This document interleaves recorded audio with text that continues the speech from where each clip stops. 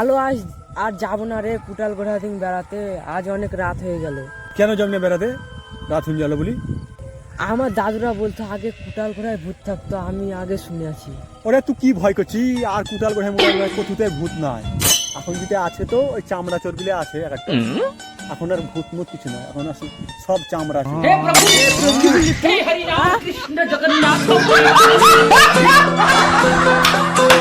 রে ভাই, শুনলাম নাকি তোর 3টে বয়ফ্রেন্ড? হ্যাঁ রে ভাই, জিনিসপত্রের যা দাম বেড়েছে, একটার উপর চাপ দেওয়া যাবে না। তোমাকে তো 3টারই চাপ সহ্য করতে হবে।